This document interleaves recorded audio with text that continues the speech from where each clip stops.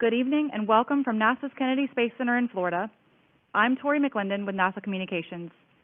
We are here to discuss NASA's SpaceX Demo 2 mission. Teams from NASA, SpaceX, and the 45th Weather Squadron just completed the Launch Readiness Review, and we are joined by mission representatives who are going to give us an update. Here with us today are Kathy Leuders, Manager of NASA's Commercial Crew Program, Kirk Shireman, Manager of NASA's International Space Station Program, Hans Koenigsmann, Vice President of Build and Flight Reliability at SpaceX, Norm Knight, Deputy Director of Flight Operations at NASA's Johnson Space Center, and Mike McAleenan, Launch Weather Officer with the 45th Weather Squadron. We will begin with opening comments from our speakers and then open it for questions. To get into the question queue, please press *1 on your phone. But first, let's hear from the teams. We'll start with Kathy Leuders. Kathy? So first, thank you for tying in on this. We're continuing to tick off our pre-flight readiness checklist. First, the vehicle checked out very nicely in our static fire. Static fire was full duration. In addition, dry dress, we successfully completed our full crew launch date checkout. It went very smoothly and ahead of schedule. I can't tell you how moving it was for me to see Bob and Doug get in the vehicles and ride out to the pad and realize that the next time was going to be when we were getting ready to launch. Finally, today we had our launch readiness review, and so we're burning down the final paper. All the teams were go, and we're continuing to make progress towards our mission. And now the only thing we need to do is figure out how to control the weather, and I'm hoping that Mike's going to help us out with that when he starts talking. But very proud of the team. We're continuing to be vigilant and careful and make sure we do this right. Thank you again for joining us. Thank you, Kathy. Now we'll go to Kirk Shireman. Good afternoon, good evening. Thanks for tying in. As Kathy said, we were very happy to participate in the Launch Readiness Review this afternoon, and a very thorough review. Things are definitely progressing very well.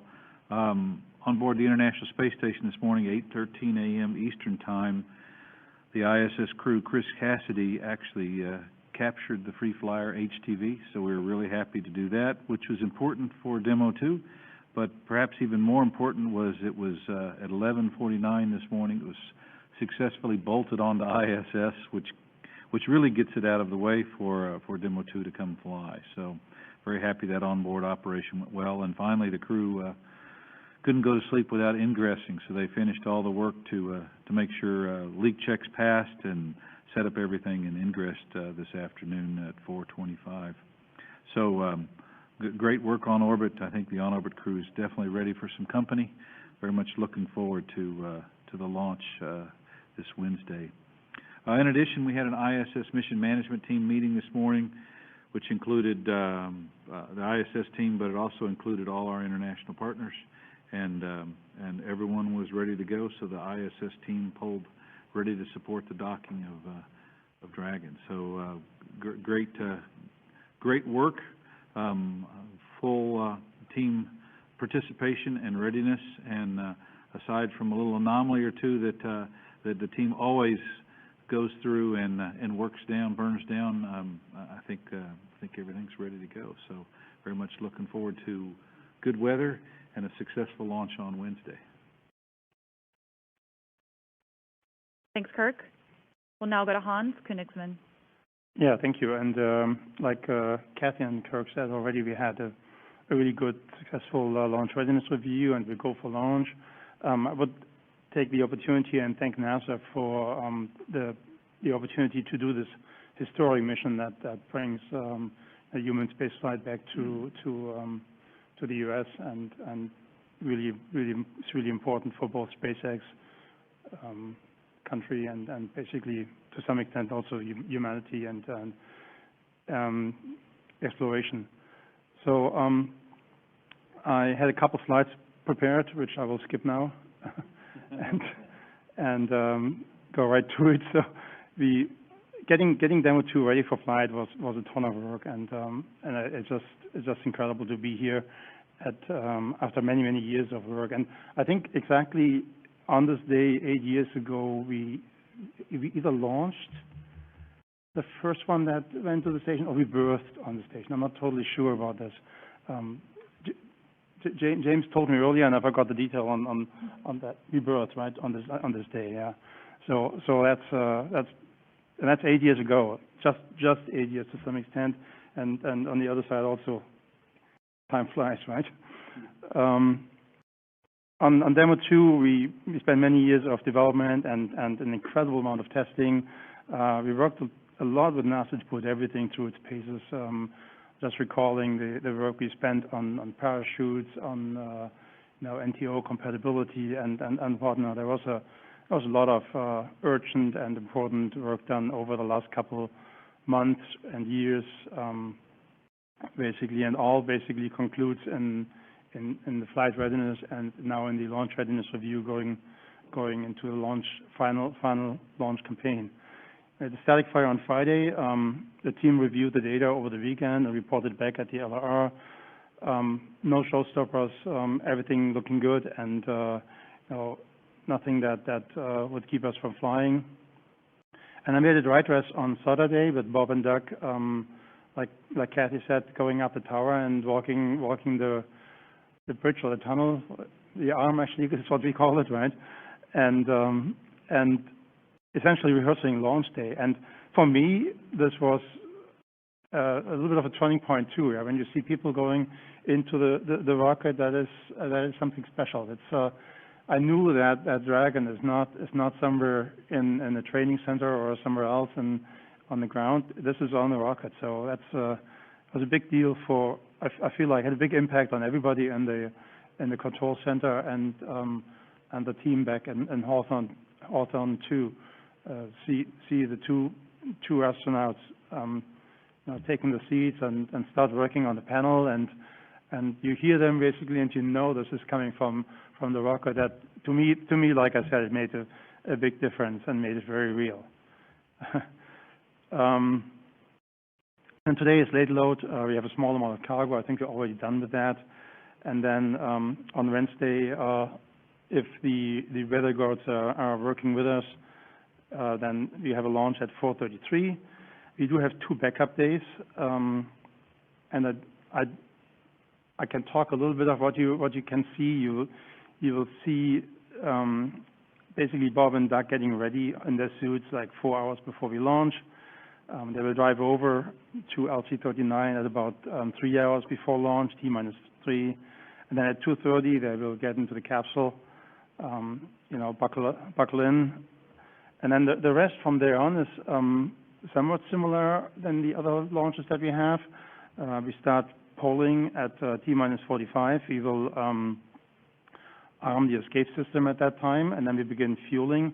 The arm retracts, we begin fueling at T-35, and then from then on it's the same automation that fuels the vehicle and launches it on time. We have on orbit, we have 19 hours, if I remember this correctly. There will be a number of orbit raising burns and circularization burns. The one thing that I also remember is there's a manual test, flight test basically for half an hour just before we dock. And that's going to be super interesting to see that. And then we will dock and open the hatch a couple, I think 2 hours later, if I remember this correctly. Departure is, well, eventually that schedule is a little bit in flux, and obviously NASA will tell us when we're ready to go. Anywhere between, let's see if I get this right, 6 weeks and 16 weeks, something in that order. Team will get back into Dragon, don their suits, undock, and fly a couple hours and come back and land in the on the coast in the Atlantic, basically. It's different from what Cargo Dragon landed in Pacific. We switched over to the Atlantic for landing now because it's closer to KSC and easier to process. Yeah, I'm looking very much forward to all of that. Again, thanks NASA. Really appreciate this. Also like to thank the SpaceX team, working super hard over many years. You know, in Hawthorne, our main headquarters, as much as in McGregor, our test site, and then of course here at the Cape, where they integrate and launch the vehicle. And also, you know, I wouldn't be sitting here without Elon, so I want to thank him personally too. And that's it from me. Thank you, Hans. We'll now go to Norm Knight. Well, let's see. Good evening. Really good review today, and from a crew perspective, we were very happy with the discussions that took place, the thoroughness of the review. We're definitely ready to press forward.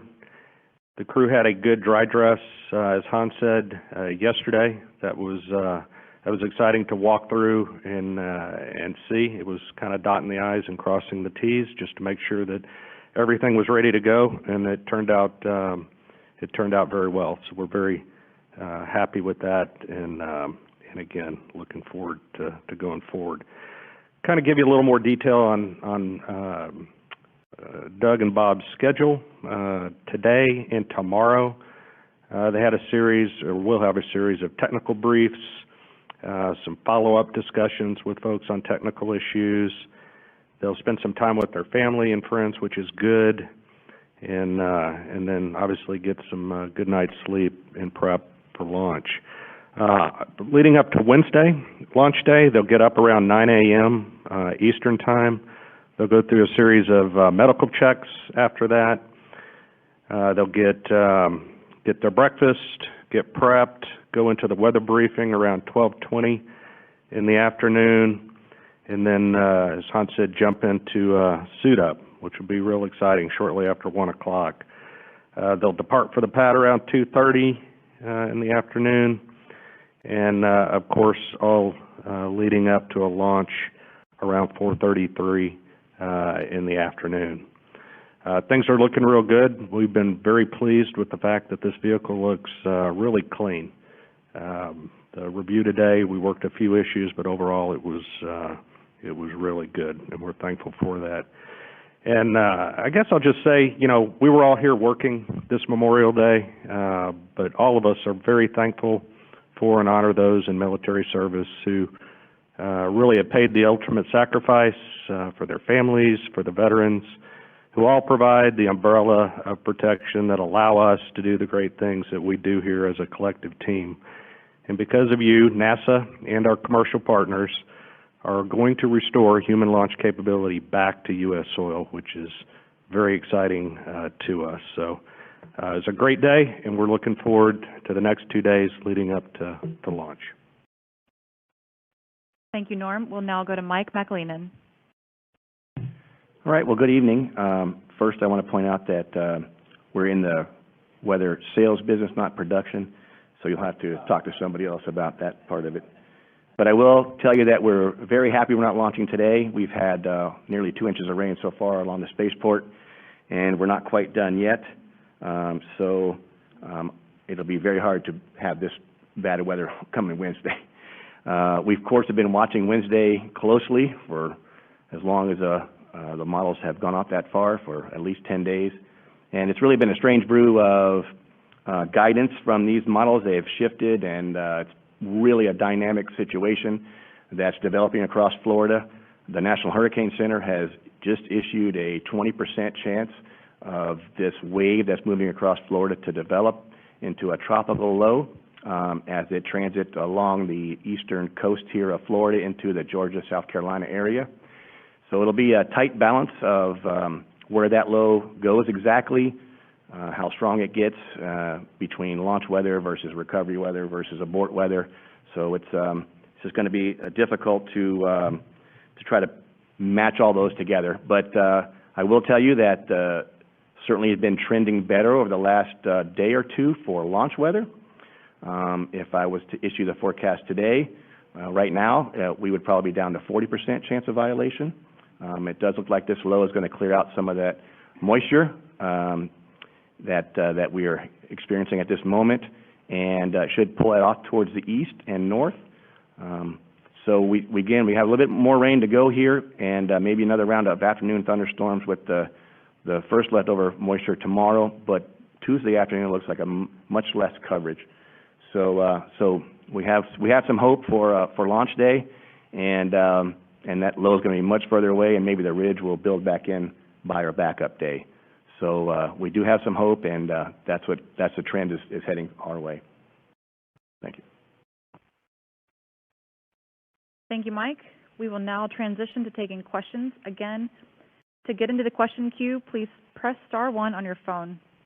To ensure as many people as possible get the opportunity to participate in today's call, please ask only one question per person.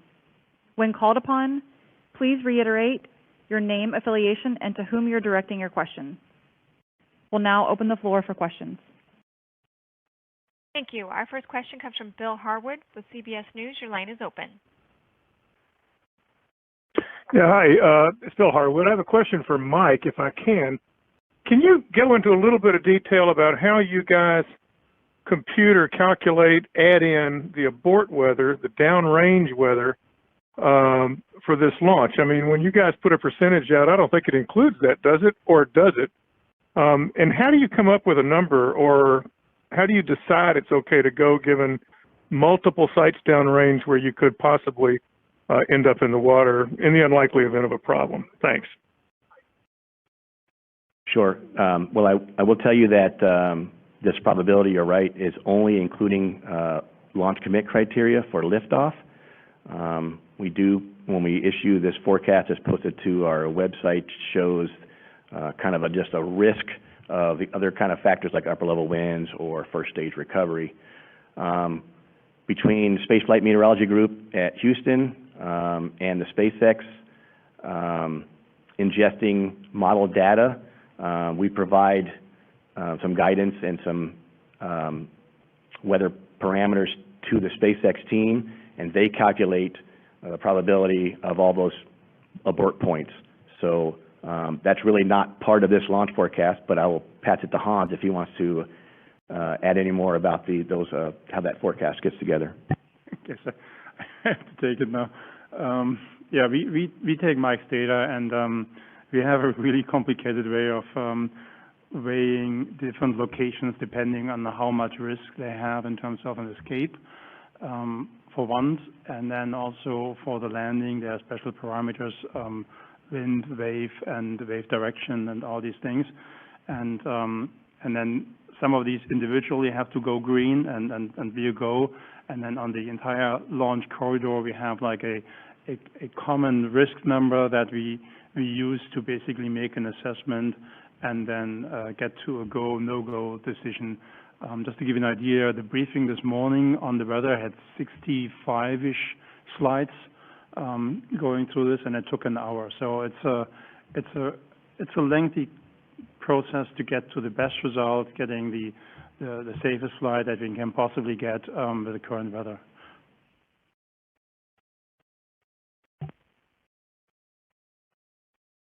Next question, please. Our next question comes from Chris Davenport with the Washington Post. Your line is open. Well, hey guys, thanks so much for doing this. It's Chris Davenport from the Washington Post. Hope the weather clears up for you guys. Question, follow-up from something Kirk said after the FRR. He had mentioned, I think the word he used was maybe a concern that Russia had after Demo 1, and there were some changes made before Demo 2. I was wondering if you could just offer some more details on what the concern was and what the changes were that allayed those. Thanks very much. Sure. Well, so the concern, because Russia is part of the International Space Station, and hopefully, ultimately, they'll have their crew flying on Dragon. They've been following along the entire process, but So we look at the nominal vehicle design. We also look at failures, and there was a failure scenario, a very low probability of a failure scenario associated with the Dragon, and it didn't have, in that failure scenario, there was a potential of colliding with the ISS. So in Demo 1, because it was such a low probability, what we decided to do was close off some hatches to protect the ISS in this low probability of occurrence. And we talked with SpaceX, and they agreed that they would make a modification. So they actually made a modification to the design of the Dragon so that if that low probability of occurrence occurred, they actually had a backup system that would then fire some thrusters and move the Dragon away. So that's basically it. There was a failure the first time that could cause the Dragon to basically be uncontrolled, or basically we call it a ballistic trajectory, but basically coasting in. We accepted it for the Demo 1, and between Demo 1 and today, SpaceX has designed that system, implemented it, and verified it. So a tremendous effort by SpaceX, and our Russian colleagues are very pleased with that additional protection.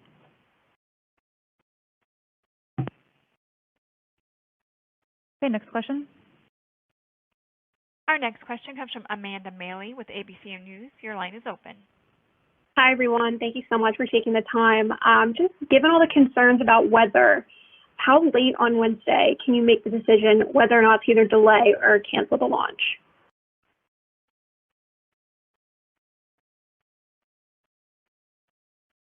Okay, let me think about this a little bit. So it's usually when we have a satellite to launch, then we go sometimes all the way down the wire, right, to the last minute, and then Mike says no, and then we don't go. In this case, we don't want to do that because we would expose the crew to risk that would be unnecessary. So we're going to weigh this like in like 6 hours before, 4 hours before, and then I guess the final call comes at the end at 45 minutes when we're about to arm the escape system, and that is basically by that time we have come to a conclusion whether we go and no go.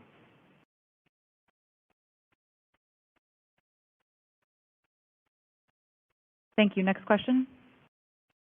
Our next question comes from Marcia Dunn with Associated Press. Your line is open. Yes, hello. This question is for Hans, please. Hans, the stakes have never been higher for SpaceX, and you talked about how important this mission is to the company and also to humanity and exploration, and I'd like a little more elaboration. What does this flight mean for SpaceX, and what do you see it as how it paves the way for human exploration at large? Thank you. Yeah, thank you, Marcia.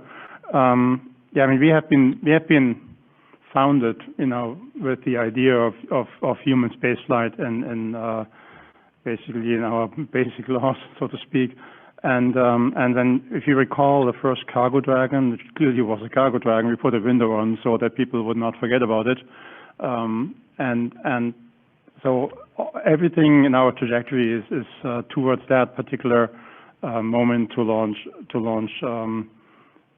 people on a spaceship, and it's a huge step, obviously, going from cargo and from even expensive cargo and important cargo to launching two people that are dads, as we call them, and have families, kids, wives and spouses, and everything. So it puts yourself, basically, you projected yourself, and you think yourself you would be now on this rocket, right? And you put yourself in their shoes, basically, or in their helmets, and that changes the equation pretty dramatic, actually.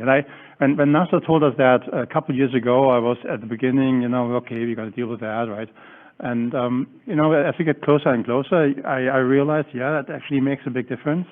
And every once in a while, I'm pretty sure that's same for everybody working at SpaceX.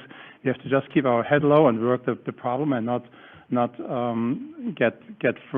freeze and light of that responsibility, which we take very serious. So I think at the end of the day, we ended up with a really great vehicle and great rocket. I hope everything will go smooth and also the weather will play along, and this will be a successful mission. And we learned a lot along the way. Next question. Yes, our next question comes from Joey Roulette with Reuters. Your line is open. Hey, thanks for doing this. Question for anyone who'd like to answer. I was wondering if somebody could give a timeline or kind of like a background on what Bob and Doug will be doing in the hours leading up to liftoff. I think someone said they'll be heading out to the pad at 2:30, or I don't know if they would be going into the vehicle at 2:30. Just some clarity on that timeline would be great. Thanks. Okay, this is Norm. I'll give you some more of the details. These are approximate times, but again, the crew gets up around 9 a.m. Their weather brief, this is Eastern time, their weather brief will be around 12:20 p.m. They'll start doing suit up shortly after that. They will start walking out, departing the building to head to the pad around 1, maybe 1:15 in the afternoon. They will ingress, as Hans said, around 2 p.m. and then the hatch closes, I think, around 2:38 in prep for a 4:33 p.m. launch. Awesome, thanks. Thank you. Next question. Yes, our next question comes from Eric Berger with Ars Technica. Your line is open. Hi, good evening, everyone, and looking forward to the launch on Wednesday. I'm wondering if someone may speak to the backup launch date, why it's 3 days after the original launch date, and then I think Hans mentioned that there was a second backup date as well. Is that the next day, or when is that? Thanks very much. Yeah. So it's through the second backup, the third opportunity is the day after. It's on the 31st, and I think the difference, the two days in between is just a matter of phasing, and how the orbital mechanics work out. There's some other factors that play into that too, traffic on the station and so on and so forth. But my understanding is that's the next opportunity. The one on the 30th is a 31-hour transit, I believe, and so is the one on the 31st, if I'm, plus minus a little bit. So it just happened to be coincidence that there's 2 days in between where we can't launch.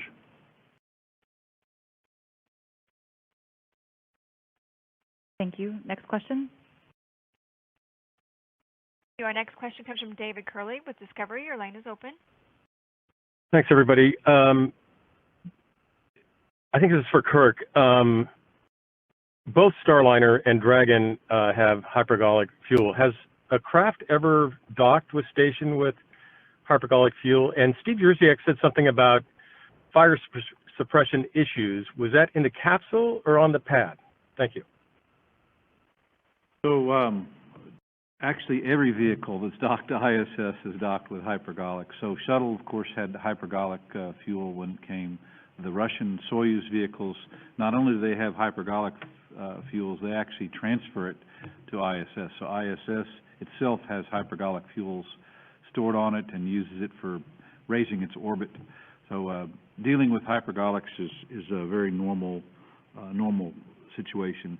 And the fire suppression was the issue that we were talking. By the way, there's all kinds of fire suppression on the ISS, on the Dragon, and on the ground, but the one that was being discussed last time, I think, was on the Dragon itself, and I could let maybe Hans talk to that issue. So, because we worked it pretty hard. I mean, it's really about we had two sets of requirements. We have requirements on the vehicle that says you have to build a vehicle that has materials that aren't flammable, right? That's our number one control to fire, is to have a vehicle that's not flammable. Within, the amounts of oxygen that we typically have in the environment. But then we also had a requirement that we wanted to have a fire suppression system. And so what happened we did some testing over this last month, and we ended up finding out in particular areas the fire suppression system didn't work as well as we wanted it to work. And so one of the things we had to go do is to go look at those different areas and then really evaluate the ability for the vehicle and the design to be robust to any kind of fire mechanisms in those areas, and then also really understand the materials in those areas to make sure that we were very confident that that those areas were not going to be susceptible to having a fire from a design perspective. So those are the kinds of things we had to work through, and we'll be working with SpaceX over, this next period of time to have the fire suppression system work better in those areas. But that's kind of normal development, us working through it. We'll also learn on orbit how things work a little bit better, and it'll help us through this test flight be able to better update and improve our designs.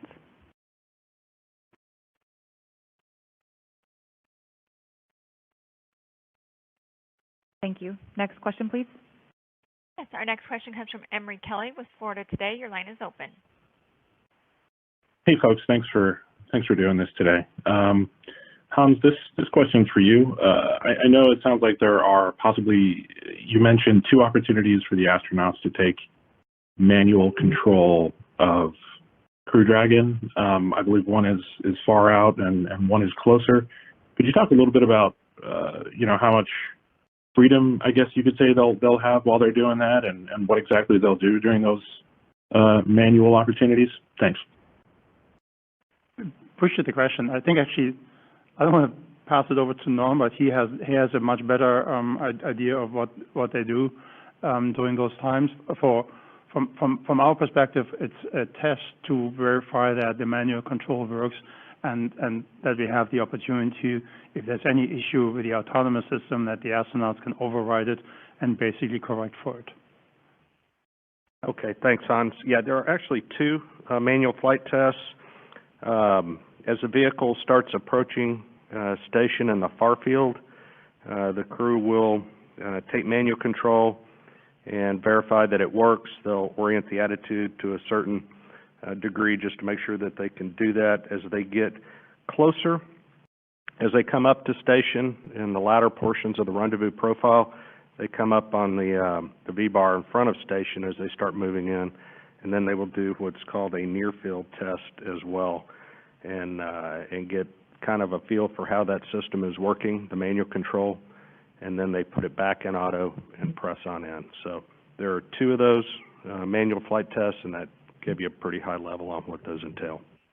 I think what's really cool is Bob and Doug have been on this cadre. They've been working with the team, working with the SpaceX folks to really work and kind of perfect this design. And here, it's why they're on this test mission, right? Because where they're going to get to then practice and use the techniques that they've been working on for the last 5 years in space and make sure that,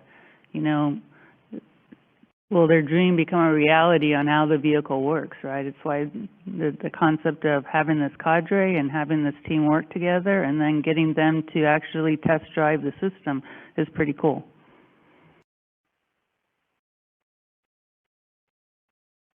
Next question, please. Our next question comes from Lauren Grush, The Verge. Your line is open. Hi, thank you so much for taking my question. I was wondering if you could walk us through the various checkouts and analyses the astronauts will be doing with the Crew Dragon while it's docked to the space station and on orbit. Anything that you'll be looking for, testing for when it's up there? Thanks.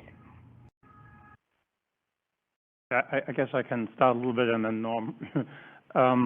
So one of the things we definitely need to test in space is ECLSS, our environmental control life support system, and there are many things you can test on the ground, but you can't test them under microgravity for like many hours. So obviously that's going to be important. We want to see that the temperatures are stable, humidity is controlled, and carbon dioxide is under control, oxygen is under control, and all these things. Like I said, you can test 99% here, but you got to test the last percent or whatever the fraction is in microgravity. That's one of the first things they do. There's other things in terms of communication and how the whole capsule basically works. That can follow after that. I don't know exactly what the timetable is on that, but they also only have 19 hours, and on top of that, they actually want to sleep on board too, right? So it's going to be full of tests and time will fly basically on the way. No. Yeah, the good news is that a lot of the demonstrations were performed with the Demo 1 flight test, which was one of the reasons that we were, all happy that vehicle got up and could work off some of these demonstration tests to verify that the rendezvous prox ops were understood better, the thermal was understood better, the docking and attach phase. What we're looking at here is, again, a lot of changes with Demo 2. And as Hans said, we're checking out a lot of these things, everything from the suit that the flight crew will be wearing, how that functions in zero-G, how you get in and out of it, how it functions as far as cooling, the vehicle itself, the ergonomics, the crew displays, the rendezvous docking manual control, or the manual control going into rendezvous. And again, once they get attached, Dragon will be part of and integrated into the International Space Station. It is now part of this bigger unit, so it has to function on board as an integrated module. So there's going to be some tests and checkout relative to putting Dragon in a quiescent state, waking it up, making sure that its systems come back to life as they should, and then of course while it's docked, just its overall performance leading up to entry, and then again entry, the deorbit and entry part of flight test as well, on getting the crew back home safely, and again rejoining them with their families. So this is really an end-to-end. It's a flight test, and we're looking at a lot of things. So again, very exciting.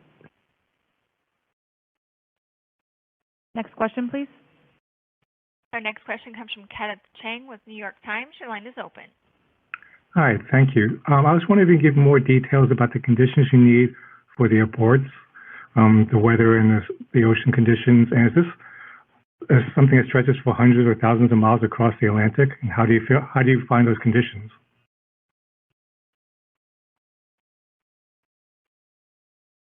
We can share that. Let me start a little bit.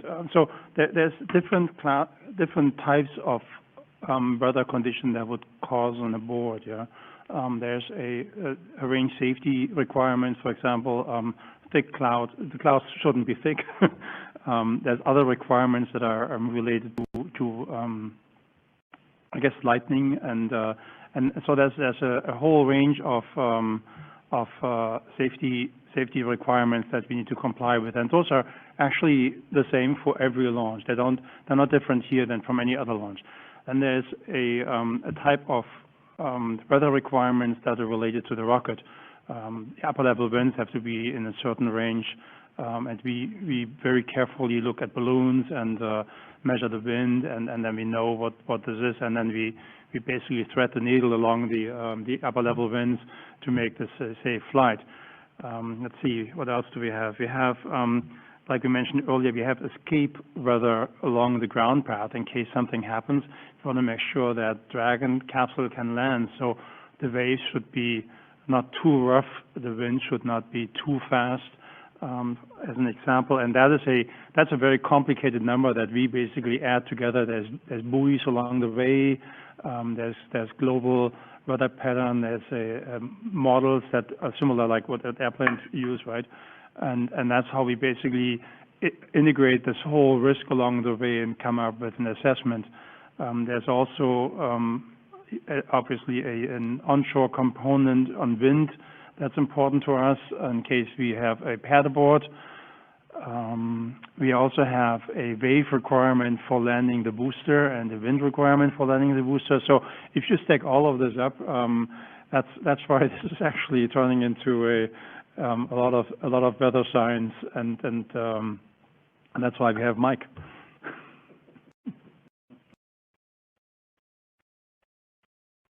Okay, good. Thank you. Next question, please. Yes, our next question comes from Emily Speck with WKMG. Your line is open. Hi there. Thanks so much for doing this, you guys. A couple people could answer this question. During the dress rehearsal, I saw the SpaceX employees in the white room, and they had these really interesting black clean suits on. Could you kind of talk a little bit about that and how working with SpaceX to prepare the astronauts for flight is maybe different with a commercial partner, or if at all?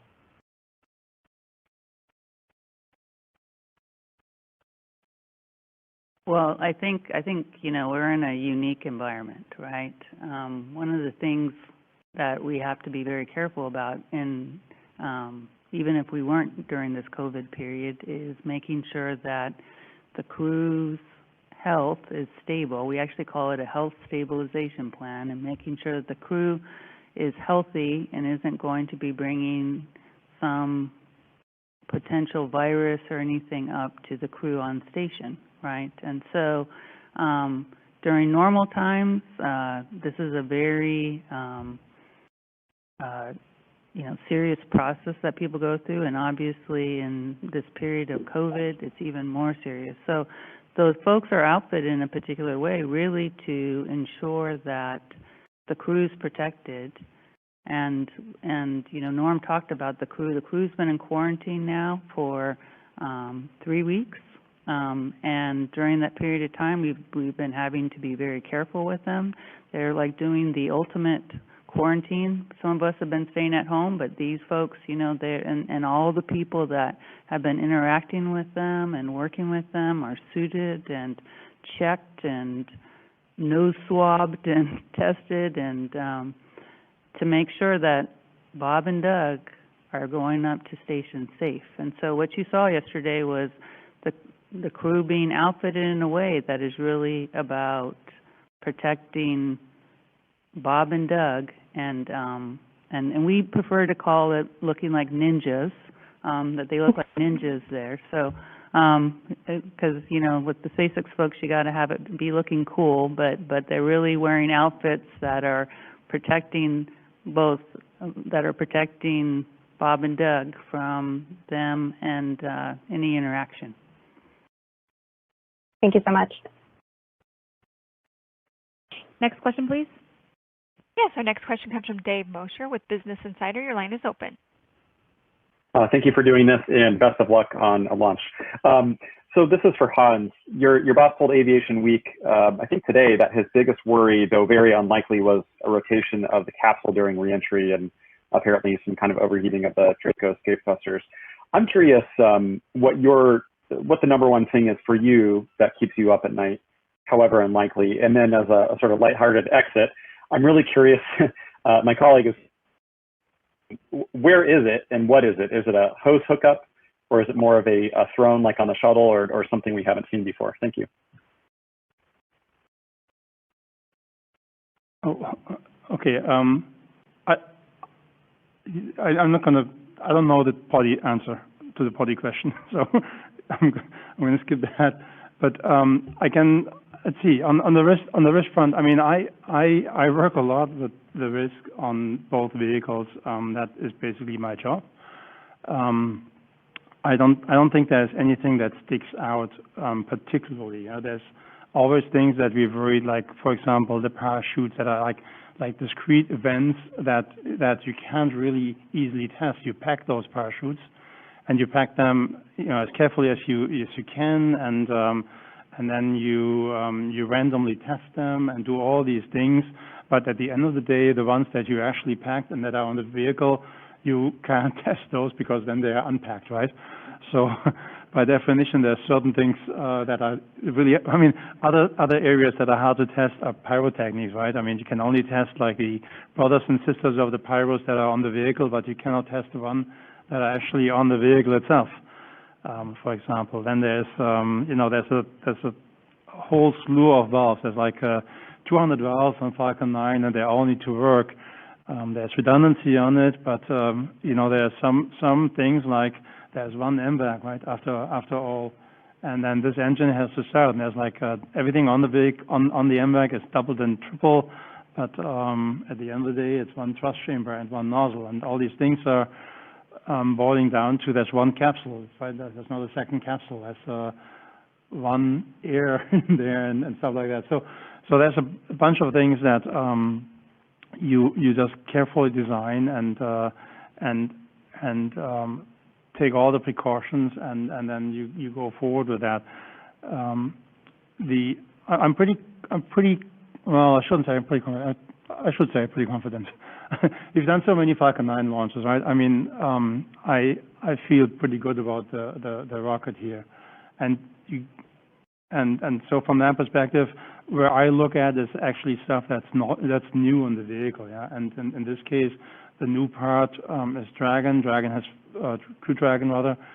Crew Dragon has flown very well on the Demo 1 mission, so that takes a lot of the angst and the concern away on this mission. Actually, that was great. That mission was so super smooth, and it autonomously docked and undocked and came back and landed and did everything, and it was so that basically that gave us great confidence in this design too. So, but there's always things that you, like I said, the Eagler system, you will test this the first time on a microgravity for an extended period with Bob and Doug in there. Yeah? So those things are what keeps us up at night, basically. Thank you. I mean, to add to that a little bit, yeah, I'm at the point right now where I'm actually worried about the weather, and that's a good sign. So. Thanks.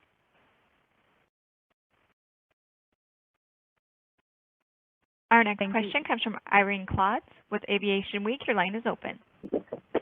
Thanks very much. For Hans, how many vessels are going to be dispatched for both to support abort scenarios and for booster recovery? And have they already left, or is that something that's going to happen tomorrow? And are you likely to make a call about the weather based on the ship's deployment? So we are about the drone ship left Cape Canaveral, but it's parked further north right now and waiting for the weather to be better.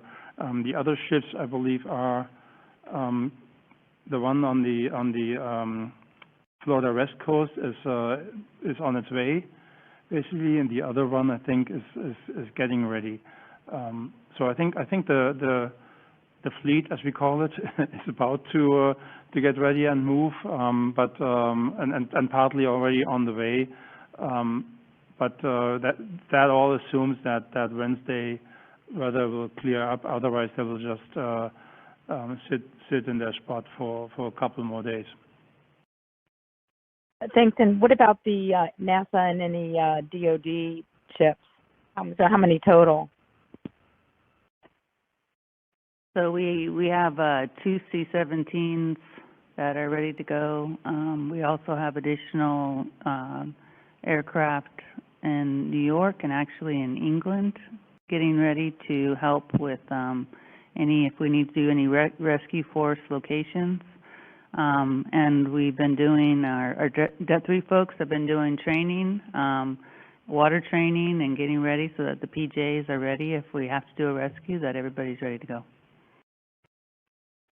Thanks very much. Good luck. Next question, please.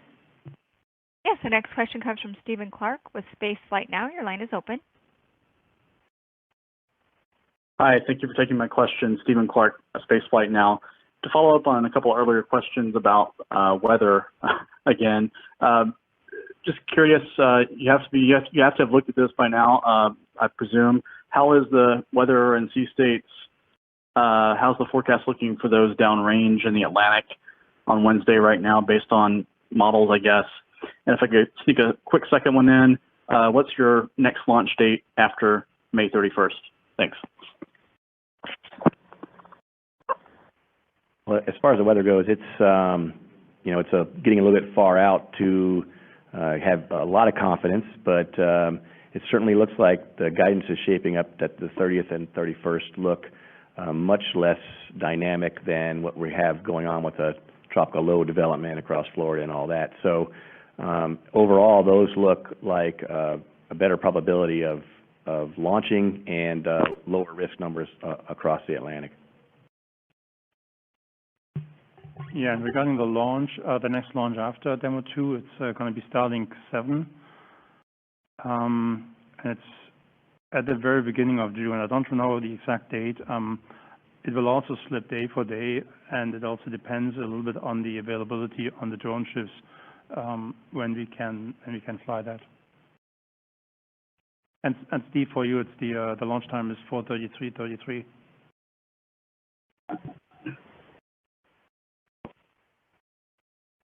Next question, please. Our next question comes from Marina Corin with The Atlantic. Your line is open. Hi, everyone. Thanks for the update today. This question is for whoever knows the answer. Might be Norm. Norm, you said Bob and Doug will get up at 9 a.m. on Wednesday and have breakfast. What are they having for breakfast on the big day? Well, I'll tell you, I don't know what they're having for breakfast, but I assure you that our food service that are provided for the astronauts are really superior, and whatever they're having, I'm sure is very, very good. We have an opportunity to sample some of that stuff, and I can attest that it's well. So. Okay. Will you let me know when you find out? I will do so. Thank you. Good luck. Next question, please. Yes, our next question comes from Christopher Acosta with KHOU 11 News. Hey there, everybody. Chris Costa from KHOU 11 News in Houston, Texas. First of all, just wanted to say a good luck to all of you in the flight coming up on Wednesday. The big question I had was, what is it like to have humans, crew, operating a spacecraft that is operated by touchscreen? What's been your confidence in that as this has gone forward in its testing and verification? And how are the astronauts feeling about using it? And is this the first time that touchscreen has been used in a human crewed mission? Let's see, I'll jump in and then Hans, you can follow up. Touchscreens are, I mean, they're new, and I would say that kind of winding back to the initial design, there was some reluctance with the test screen, with the touch screens. How are these going to work? How can you have control of the vehicle with these things? Are they going to be reliable? But that technology over years has been proven. There was a lot of testing and evaluation that went into the ergonomics of those, the placement of what's on the displays, how those displays are presented to the crew, and then how the crew interacts with those displays. So, over years, those things have been perfected.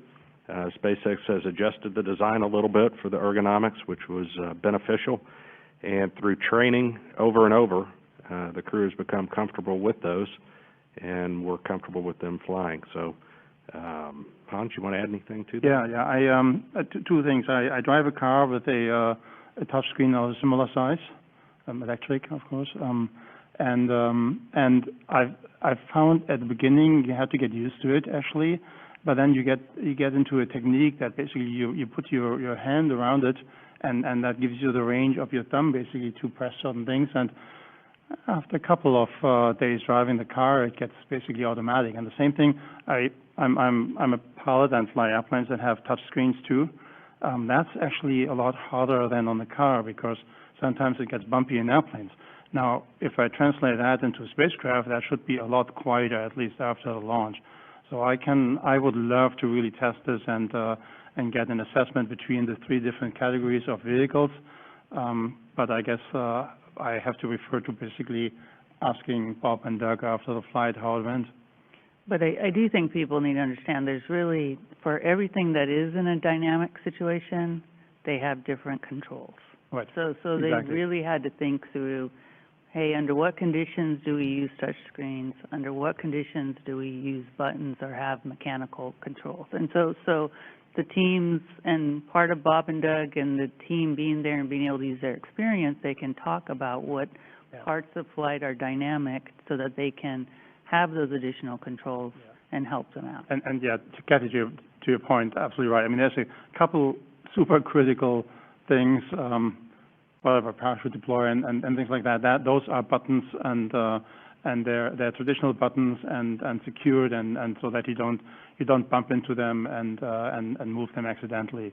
So that's totally clear. I mean, the big advantage on the touch screen is also that you have a certain area and you can change what's on the screen, right? You can completely go from like the air condition over to the radio, over to vehicle systems without having like 3 displays at the same time. And you have so much more redundancy if you have 3 screens like we have.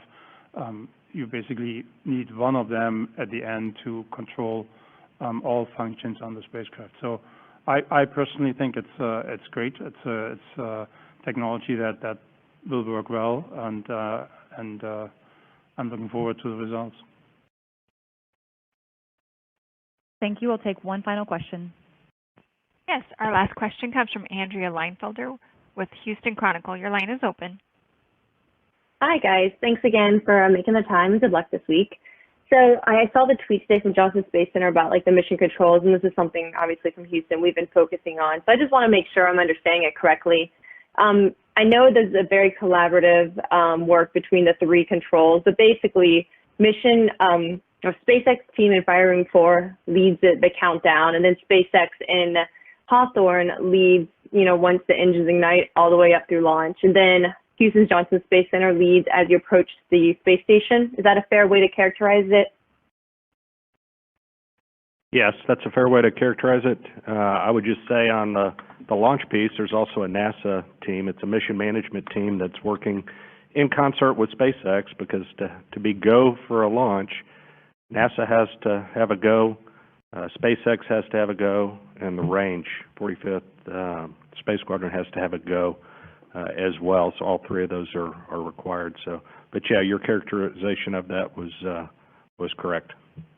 Okay, so it'd be better to say SpaceX and NASA teams in Fire Room 4, then engines ignite, goes to SpaceX and Hawthorne, and then as it approaches the space station, Houston Johnson Space Center? Yeah, I think that's fair.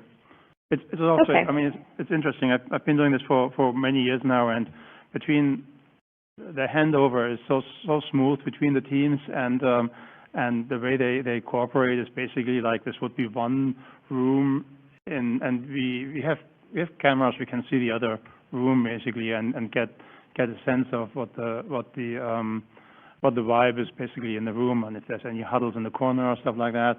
So I feel like this is basically a virtual environment that makes it one big control room. But Andrea, just to be specific, SpaceX does have a launch team working in Firing Room 4. SpaceX does have a mission control team at Hawthorne, and then of course there's the ISS mission control team in Houston.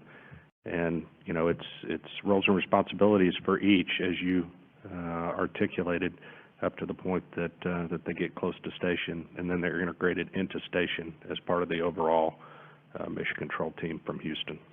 But we're all working together. Yeah, gotcha. But so both SpaceX and NASA and Fire Room 4, though. Well, it's a NASA or it is team. It's not really a flight control team. It's a management team. So there's a NASA launch manager that provides the go for NASA. SpaceX has their team and Hans, correct me if I'm wrong, flight control team with their launch director that is working in concert with Hawthorne to give a go, and then the range. If the range is good, the range provides a go. But SpaceX is controlling the vehicle. There's no fluff about that. Yeah, the launch director is here in Firing 4, and by the way, it's an honor to be in this room.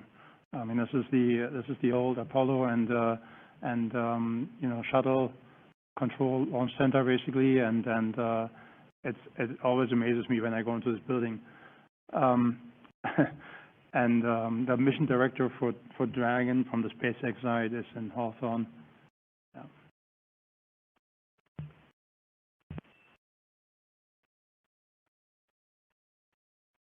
Okay, that's all the time we have for today. Our next event is at 10 a.m. tomorrow with NASA Administrator Jim Bridenstine, Kennedy Space Center Director Bob Cabana, and NASA astronauts Jill Lindgren and Nicole Mann. This event, originally planned for the countdown clock, will now be inside the Kennedy Auditorium due to weather. We will have a phone bridge available for media to dial in and ask questions. Please send a note to ksc-newsroom@mail.nasa.gov no later than 1 hour prior to the event. NASA's SpaceX Demo 2 mission is targeting a launch to the International Space Station on Wednesday, May 27th at 4:33 p.m. Eastern Time at Launch Complex 39A from NASA's Kennedy Space Center in Florida. We will have live launch coverage starting at 12:15 p.m. We will have more to come on this important mission, so follow us online, through social media, and NASA television. You can also learn more about the mission at www.nasa.gov/commercial crew. Thank you so much for joining us.